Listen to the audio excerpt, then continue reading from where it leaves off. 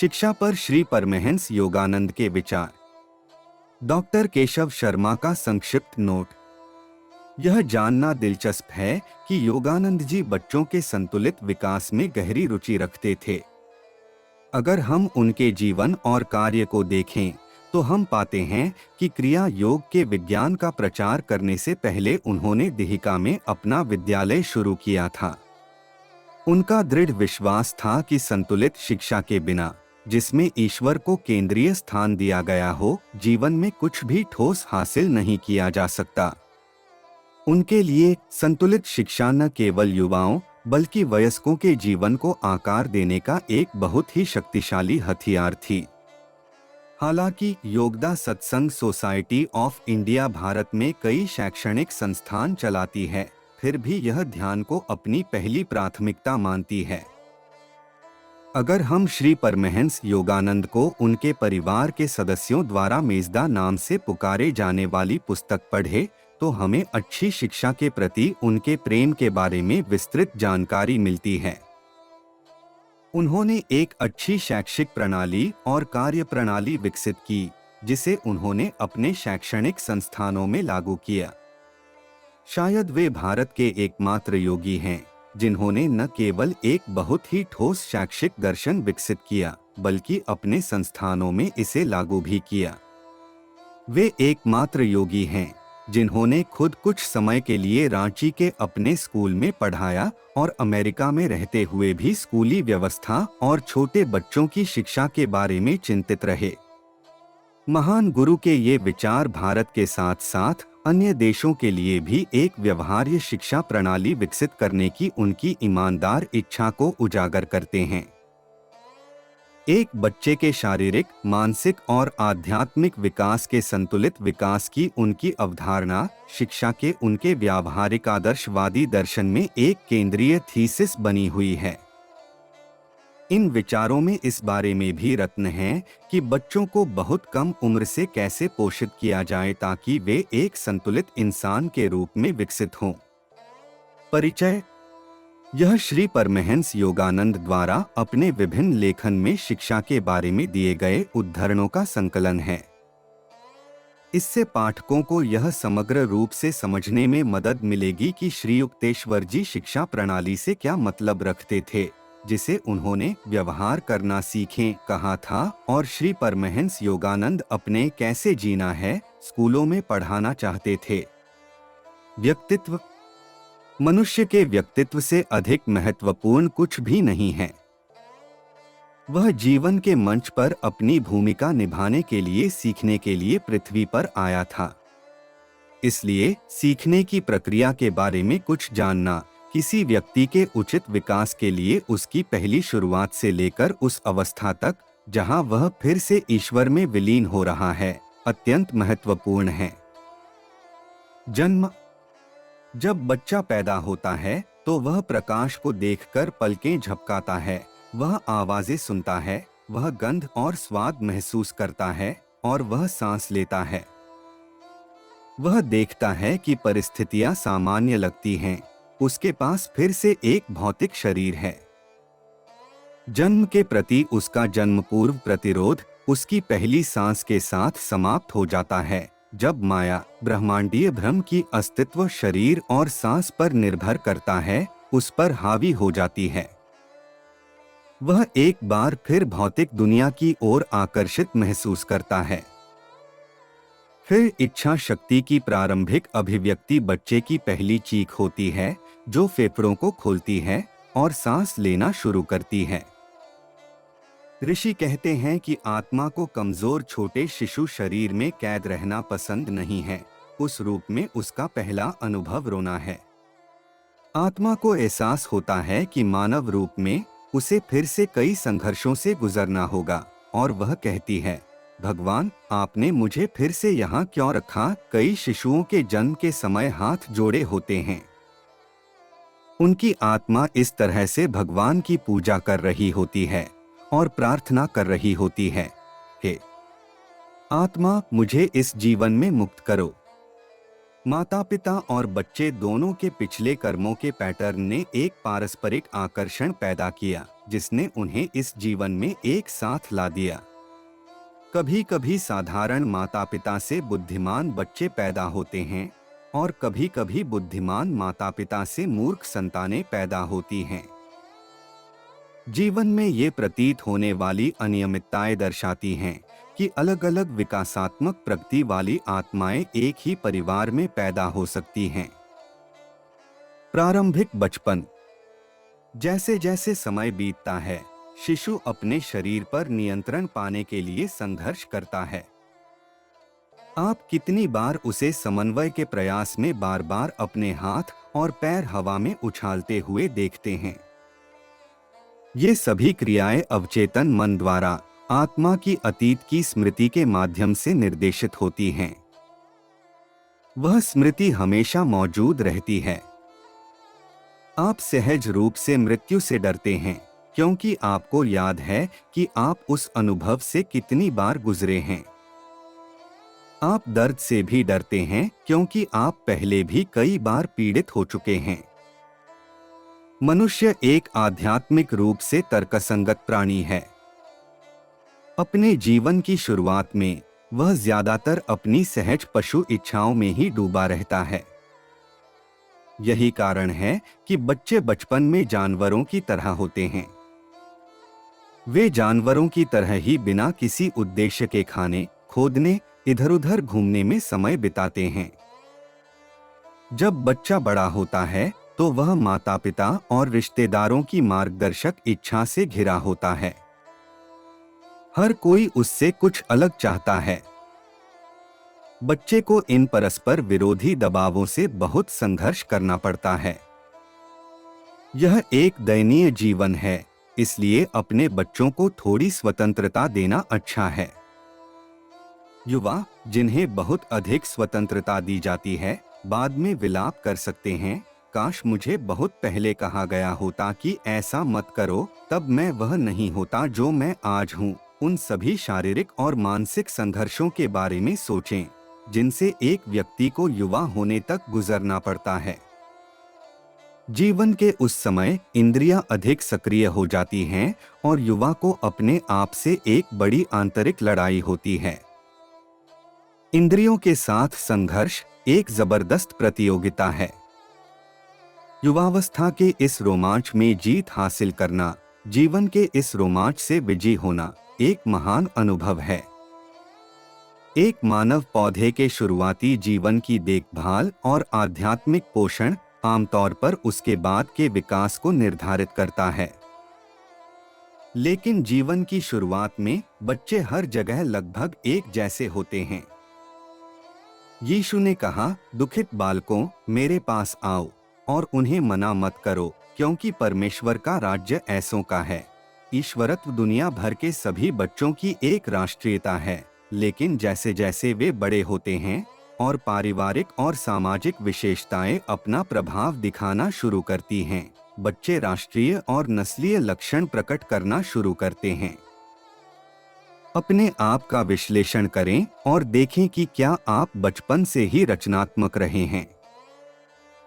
वह जो कुछ भी बनाता है, चाहे वह कुशलता से किया गया हो या नहीं, वह रचनात्मक प्रतिभा की अभिव्यक्ति है। उपन्यास लिखने या अभिनय करने या लकड़ी की नक्काशी करने या पेंटिंग करने या संगीत या मशीनों के साथ काम करने की प्रतिभा यदि जीवन के आरंभ में प्रदर्शित होती है, तो यह दर्शाता है कि आप अपने पिछले जन्म में संभवतः वैश्य अवस्था में थे। अपने आप से पूछें, क्या बचपन से ही आपने हमेशा अपनी चेतना के मार्गदर्शन के अनुसार कार्य करने का प्रयास किया है? क्या आप लगातार अपने कार्यों पर नजर रखते थे और जब आप गलत होते थे तो खुद को सही करने की कोशिश करते थे? क्या बचपन से ही आपके भीतर संघर्ष था? यह तीसरी या क्षत्रिय अवस्था को दर्शाता है। लेकिन अगर बचपन से ही आपके विचार हमेशा ईश्वर के बारे में रहे हैं, तो आप ब्राह्मण की चौथी या आध्यात्मिक अवस्था में प्रवेश कर चुके हैं। सफलताएं और असफलताएं एकत्रित होती रहती हैं और मृत्यु के समय कब्र से आगे निकल जाती हैं और 20 प्रवृत्तियों के रूप में व्यक्ति के अगले जीवन में चली जाती हैं। हालांकि आमतौर पर नए जीवन की शुरुआत में छिपी हुई अतीत की ये 20 प्रवृत्तियां अनुकूल अंकुरण की परिस्थितियां आने पर खुद को प्रकट करती हैं। पर्यावरण और संगति जीवन भर सर्वोपरि होती है, लेकिन एक बच्चे के लिए उसके प्रारंभिक वर्षों में ये विशेष महत्व रखती हैं। बच्चे जन्म से पहले ही अर्जित प्रवृत्तियों के साथ पैदा होते हैं, जिन्हें पर्यावरण द्वारा बढ़ावा दिया जा सकता है या दबाया जा सकता है। आदतें जीवन के शुरुआती वर्षों में बनती हैं, और यदि आप इंद्रिय सुखों में लिप्त होने की आदत विकसित कर लेते हैं तो आपको लगता है कि आप उन्हें पसंद करते हैं, जब तक कि आप ध्यान के माध्यम से आंतरिक जीवन के श्रेष्ठ सुखों को समझना और महसूस करना नहीं सीख लेते। जिन बच्चों में या तो बहुत अच्छी या बहुत बुरी प्रवृत्तियां होती हैं, या उनमें अच्छी या बुरी प्रवृत्तियों की थोड़ी अधिकता हो सकती है। ऐसे बहुत कम बच्चे होते हैं जिनमें अच्छी और बुरी प्रवृत्तियां बिल्कुल संतुलित होती हैं। हमेशा अच्छाई से थोड़ी कम बुराई होती है या इसके विपरीत। हमें जीवन का विश्लेषण करना होगा ताकि यह निर्धारित किया जा सके कि वे कारक क्या हो सकते हैं। सबसे पहले अपने बचपन के बारे में सोचना आवश्यक है, उस समय तक जब पहली बार यह चेतना जगी कि यह जीवन हम पर थोपी गई बदलती परिस्थितियों की एक श्रृंखला है। जीवन में बहुत कम उम्र में ही हमें यह एहसास हो जाता है कि कुछ बदलाव, कुछ खास माहौल जिसमें हमें डाला गया है, हमारे लिए अनुकूल हैं। कम उम्र में ही ध्यान लगाना शुरू करें। भारत में हमारे संत कहते हैं कि बच्चों को 3 साल की उम्र से ही धर्म के मार्ग, योग के मार्ग पर चलना शुरू कर देना चाहिए, क्योंकि आदतें तब बनना शुरू होती हैं। इसलिए कम उम्र में ही ध्यान लगाना शुरू कर देना अच्छा है, या ऐसा न करने पर मानसिक विवेकशील प्रवृत्तियों के ग्रहणशील होते ही ध्यान लगाना शुरू कर देना चाहिए। मन के गुप्त सैनिकों के लिए शांति के राज्य को वापस पाना बहुत मुश्किल है, जब यह बेचैनी और भौतिक इच्छाओं के हाथों में पड़ जाता है। इसलिए ध्यान करने की इच्छा के सूरज के चमकने तक आध्यात्मिक घास काट लें। बच्चे और माता-पिता के बीच संबंध। माता-पिता और बच्चों के बीच संबंध आकस्मिक नहीं है, न ही केवल घरेलू है, न ही सहज है। यह ईश्वर का एक आध्यात्मिक अटल अध्यादेश है। वह प्रेम है। उसने 2 आत्माओं के प्रेम के माध्यम से मनुष्य का निर्माण किया, और केवल प्रेम के माध्यम से ही मनुष्य ईश्वर के पास वापस जा सकता है। माता पिता और संतान का प्रेम वह प्रयोगशाला है जिसमें मानवीय प्रेम को पूर्ण प्रेम में रूपांतरित किया जाना चाहिए। अदृश्य मौन ईश्वर सबसे पहले वैवाहिक प्रेम में प्रकट होना शुरू होता है, और फिर यह भावना बच्चे के लिए त्यागपूर्ण विस्तृत प्रेम में शुद्ध हो जाती है।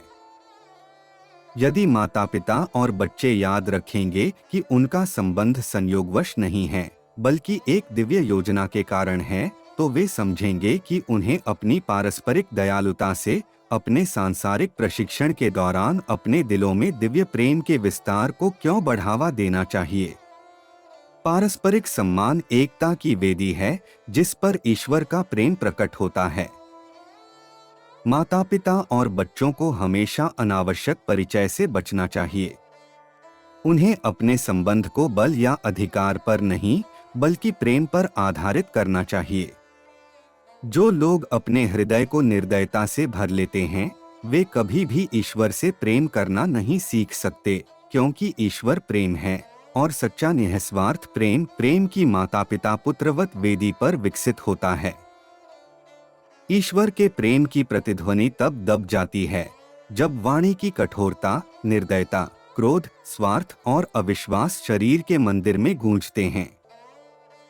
अपनी सतत सतर्कता और भविष्य सूचक बुद्धिमत्ता के माध्यम से ईश्वर ने पहले ही देख लिया था कि उसके स्वतंत्रता मद में चूर शरारती छोटे बच्चे अपनी स्वतंत्रता का दुरुपयोग करेंगे, लेकिन ईश्वर ने संसार से इतना प्रेम किया कि उसने असहाय या भटके हुए बच्चों की रक्षा करने के लिए बुद्धिमान पिता बनने पर जोर दिया। अपने पिता के विवेक से संतुष्ट न होकर वह भटके हुए बच्चे को बिना शर्त प्यार करने वाली माँ बन गया, इस आशा में कि बच्चा अपनी स्वतंत्र इच्छा का उपयोग पश्चाताप करने और दिव्य प्रेम के मार्ग से घर लौटने के लिए करेगा। वह पुरुष और स्त्री के वैवाहिक प्रेम को शुद्ध करने और दो स्वार्थी हृदयों की सीमाओं से परे इसे विस्तारित करने वाला बच्चा बन गया। मानवीय प्रेम तब विस्तृत होता है जब यह माता पिता के दो हृदयों से होकर बच्चे के तीसरे हृदय में प्रवाहित होता है। बच्चे को जन्म देने वाली प्रत्येक माँ को यह याद रखना चाहिए कि उसका विशेष अच्छा या बुरा स्वभाव उसके हितकारी या निकृष्ट विचार तथा अपने परिवार और दूसरों के प्रति उसके कार्य उसके शरीर की प्रकृति को बहुत प्रभावित करेंगे। अक्सर मेरे पास ऐसे माता पिता आते हैं जो अपने और अपने बच्चों के बीच लगातार बढ़ते पीढ़ी के अंतर से परेशान होते हैं। आज के युवाओं की समस्याओं के कई कारण हैं। इन समस्याओं को एक साथ लिया जाए तो यह एक विशाल और जटिल विषय बन जाता है।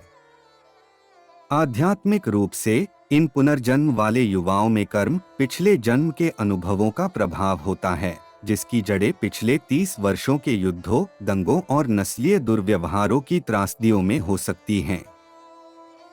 जनसंचार माध्यमों का भी प्रभाव होता है।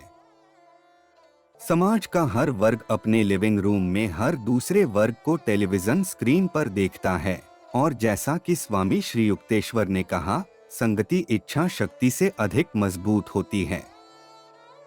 माता पिता अपने बच्चों की समस्याओं और रुचियों को पहचानने के लिए समय नहीं निकालते।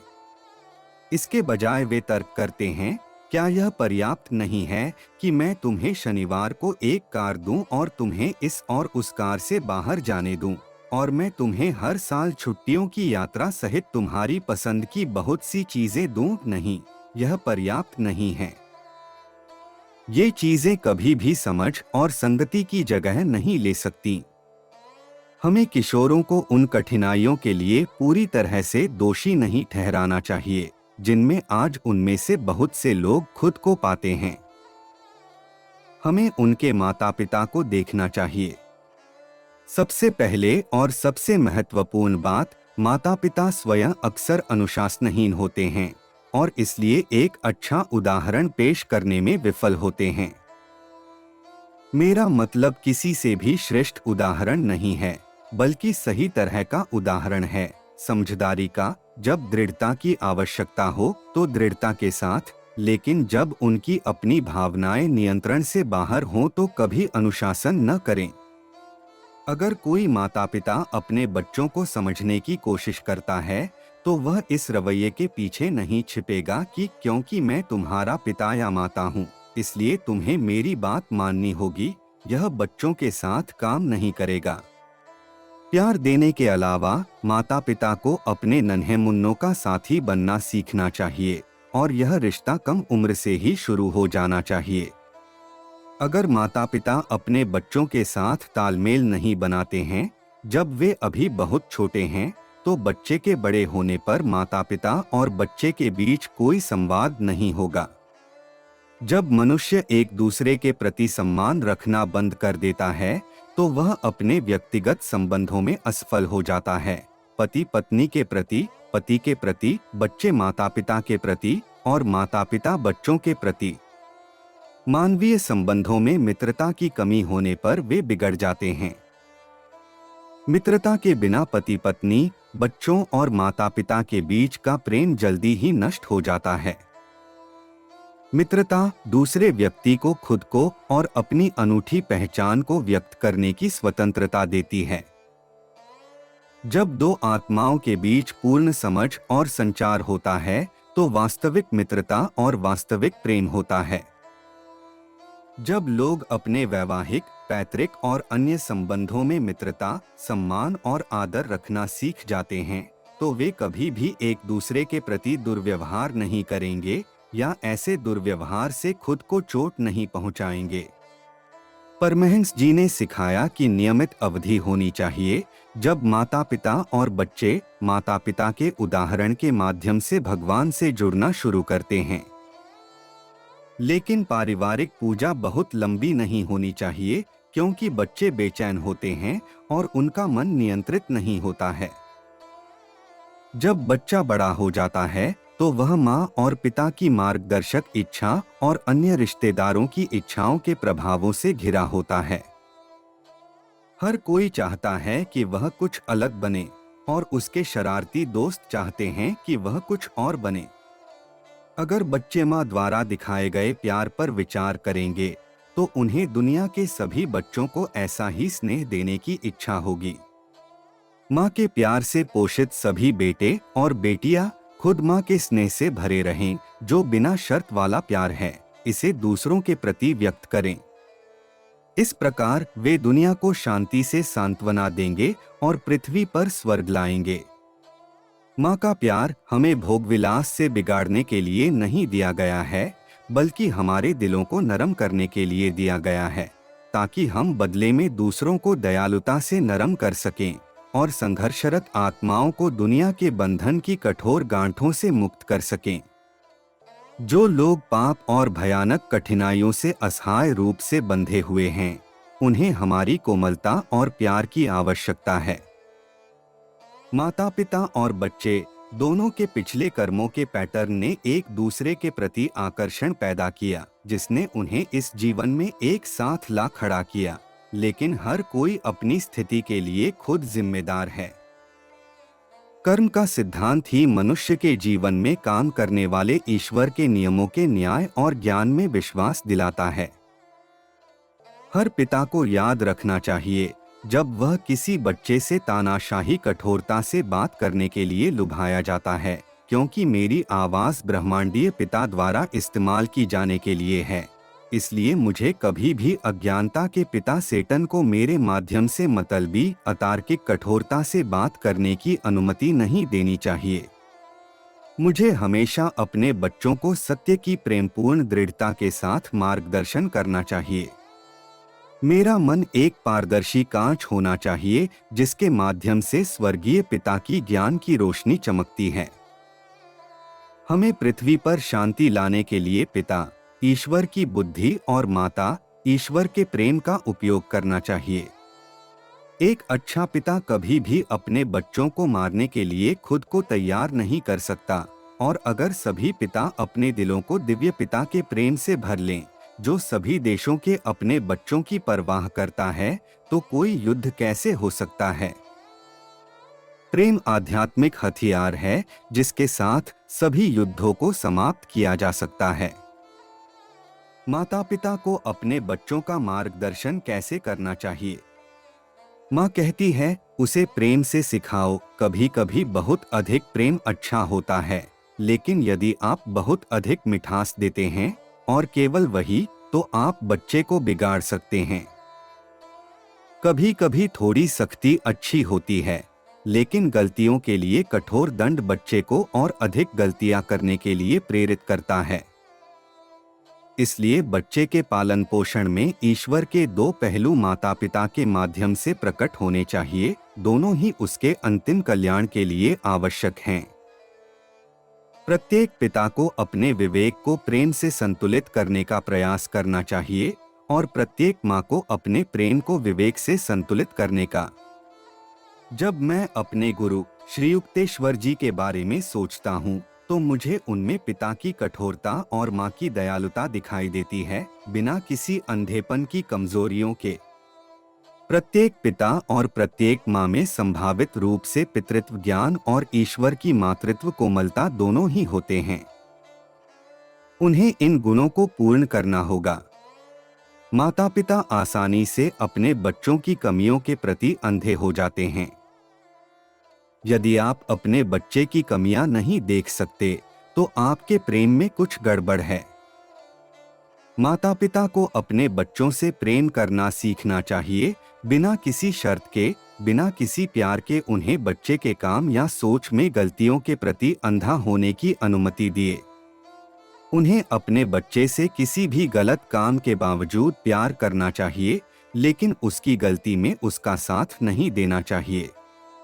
अपने बच्चों को बुराई के जाल से बाहर निकालने में मदद करें, बजाय इसके कि उनके गलत कामों में उनका साथ देकर उन्हें और नीचे धकेलें।